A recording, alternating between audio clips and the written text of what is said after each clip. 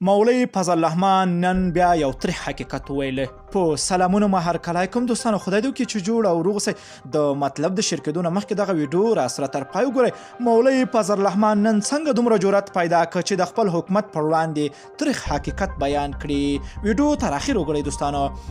په پاکستان کې د جمعیت علماء اسلامي مذهبي ګوند مشر مولانا فضل الرحمن وایي پښتانه ځوانان د غرب په غوښتنه او د پاکستاني استخباراتو له لورې له ډېره وخته افغان جګړې ته لیږدول کیږي د جهاد په نوم باندې. مولانا فضل الرحمن په یو ویډیوي پیغام کې دا څرګندونې کړې ده. هغه زیاتوي وسلوالو فعالیتونو ته د پښتنو ځوانانو هڅونه د مدرسو کار نه بلکې د پاکستاني استخباراتو کار او د همدوی له لورې ورته پراخې وسلې ورکول کېدلې چې د جهاد لپاره افغانستان ته ولاړ شي. هغه دا هم ویل دا حقیقت دی او په راتلونکي کې به دا ثابته هم شي چې پاکستاني استخباراتو ته د پښتنو ځوانانو ته په لاس وسلې ورکړې وې او د افغانستان په خاورې کې ورته د جهاد لارښوونه کړې وه.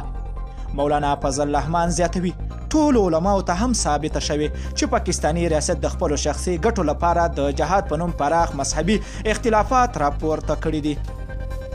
مولانا هغه کسانو ته هم په خطاب کې ویل چې لا هم ټوپک په لاس کې لري او د جهاد په نوم په افغانستان کې په جګړو بوخت دي. دوی ته به هم یو ورځ معلومه شي چې پاکستان کې د طالب جوړونه او وسلو ته د ځوانانو هڅونه د مدرسې نه او که حکومت له لوري شوي دي. نوموړي زیاتوي پاکستاني ریاست په سیمه کې د ګوند او د افغانستان کې د ترهګرو پراخ ملاتړ کوي. غواړي چې د وسلوالو د جګړو له لوري خپلو هدفونو ته ورسیږي. مولانا فضل الرحمن چې پخوا یې په افغانستان کې د روانې جګړې ته د جهاد نوم ورکوه دا هم ویل وسلوالو کسانو ته به دا ډیر ژر د اوبو په څیر روښانه شي چې وسلوالو ملاتړ د څه لپاره کیږي او څوک یې کوي. مولانا فضل الرحمن دا څرګندونې وروسته له هغې کوي چې نوموړی په پاکستان کې هم د خپلو زرګونو پلویانو په شتون کې د ریاست پر ضد لارونه وکړل او عمران خان حکومت د ظالم او ناروا یاد کړ. دوستانو که چیرته مو ویډیو خوښه شوی نو خپل خواږه نظرونه زموږ سره شریک کړئ. که چیرته مو ویډیو خوښه شوی نو لایک او شریک کړئ. که غواړئ له تازه او دقیقو خبرونه خبر سئ نو د لمر یوټیوب چینل حتما در سره سبسکرایب کړئ.